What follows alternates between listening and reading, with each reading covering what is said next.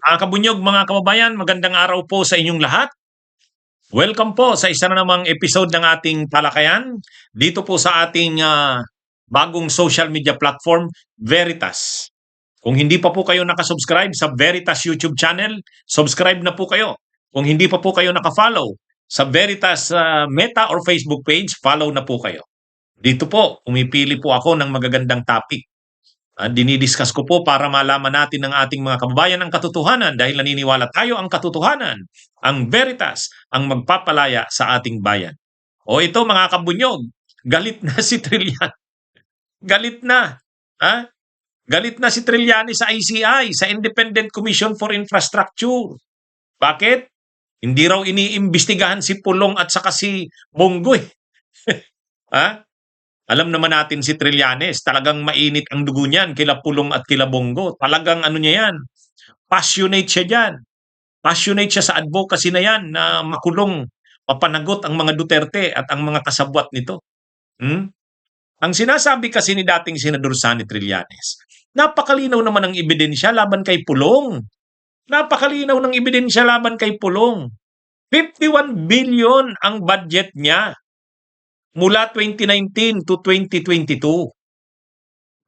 Inamin mismo yan ng yumaong dating DPWH Undersecretary Catalina Cabral. Sa mismong pagdinig ng Senado, ng Kongreso, under oath siya. Inamin niya na totoo nga, based sa records nila, 51 billion. Ulitin natin, 51 billion, hindi milyon, billion pesos ang pundo na inilaan ang ibinigay kay Pulong Duterte, sa distrito niya lang yan sa Davao City, sa loob ng 3 taon, 2019 to 2022, yung last years ng administrasyon ni Duterte. Congressman si Pulong noon. Kaya yan ni Duterte, ni Pulong kasi presidente ang ama niya. Ang Appropriations Committee Chair. Ang Appropriations Committee Chair si Eric Yap, best friend niya. Ang congressman ay ang speaker si si Lord Alan Velasco saka si Alan Peter Cayetano, mga tao ng Duterte yan. So, at saka hindi yan chismis, totoo nga. Kinonfirm na nga ni Yussi Cabral bago siya namatay sa pagdinig pa mismo ng Senado at ng Kamara. Si Pulong, ganun din naman eh. Sabi ni Pulong, imbestigahan nyo. Wala namang problema yung 51 billion na yan eh. In-implement naman ng maayos yan eh. Walang ghost projects dyan. May resibo yan. Kaya hinahamon nga ni Pulong imbestigahan. Ang problema naman dito sa ICI, sabi ni Trillanes, ba't hindi nyo Ang totoo, inimbitahan naman ng ICI si Pulong. Kaya lang ayaw ni Pulong. Nung una, sabi ni Pulong, handa daw siyang harapin ng ICI o anumang investigasyon. Pero nung pinadalhan na ng invitation ng ICI, si Pulong ayaw na. Ang sinasabi na ni Pulong, bakit ako anong jurisdiction yan sa akin? Walang jurisdiction yan sa akin. At saka daw yan, bias daw yan kasi binuo daw yan ni PBBM. Ang problema, hindi na pinakita ng ICI yung nito. Dapat uli. Sinulatan uli si Pulong.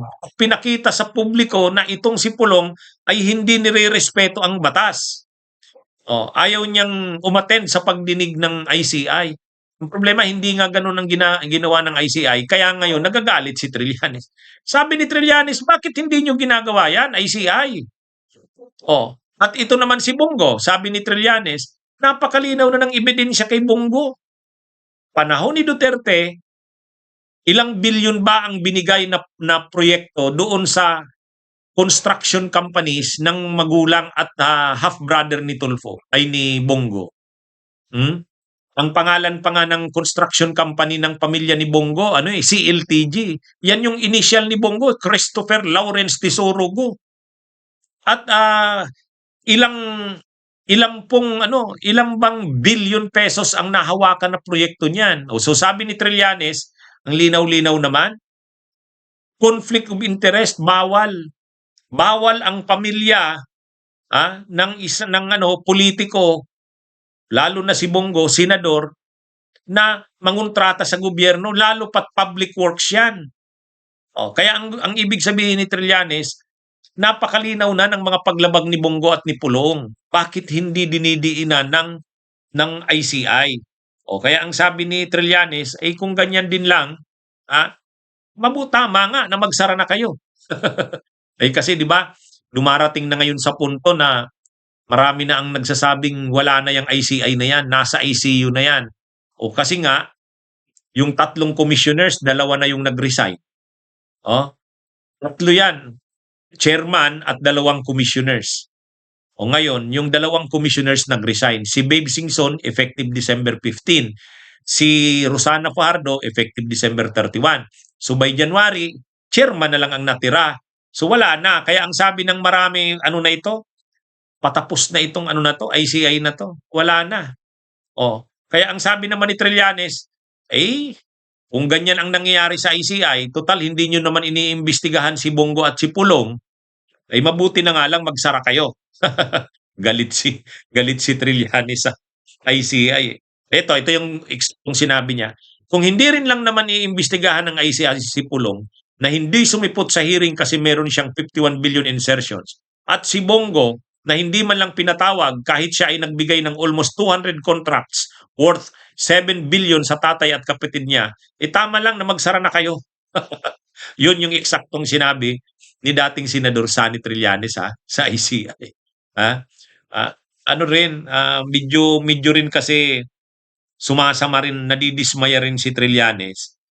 Kasi nga, alam naman natin si Trillanes, talagang panahon pa ni Duterte, kahit pinag-iinitan siya ni Duterte, linalabanan niya na talaga yung mga anomalya ng Duterte. Kaya lang hindi talaga siya makapurma kasi wala ring mangyayari. Kasi hawak ni Duterte, ang ombudsman, tao ni Duterte. Ang mga DOJ officials, tao rin ni Duterte. Kaya sabi ni Trillanes, pagkatapos ng administrasyon ni Duterte, kakasuhan ko na yan. Ngayon, kinakasuhan niya na nga. At may binuong ICI, ang inaasahan ni Trillanes, iimbestigahan nito si Pulong, iimbestigahan nito si Bongo. At matapos imbestigahan si Pulong at si Bongo, magre-recommend ito sa ombudsman, nakasuhan sina Pulong at sila Bongo. Yan yung ini-expect ni Trillanes sa ICI. Ang problema, hindi ginagawa ng ICI. So, ang iniisip ni Trillanes, ano ba tong ICI? Bakit may pinipili? Bakit may pinipili? Kumbaga, sila Bongo na matitibay naman ang evidence. Ang sabi pa nga ni Trillanes, kumpleto na ako ng ebidensya niyan kay Bongo at saka kay Pulong eh. Willing akong i-share yung mga ebidensya na yan sa ICI para magamit nila laban kay Bongo at Pulong. Actually, tama rin naman si Trillanes. Dapat kasi ang panagutin dito sa mga anomalyang ito, hindi lang naman yung mga senador, yung mga anomalya sa panahon ni PBBM. Yung kasi mga pinag-uusapan na anomalya, mga budget ng 2022 to 2025 eh. Pero panahon ni Duterte, ang dami ring dapat imbestigahan. Flood control din. At ito na nga yung mga examples. Itong mga proyekto ni Pulong, 51 billion. At itong mga proyekto na pinasok ni Bongo, gamit ang impluensya niya para mabigay sa kanyang pamilya. Kaya ito yung ini-insist ni Trillanes, dapat imbestigahan din ito.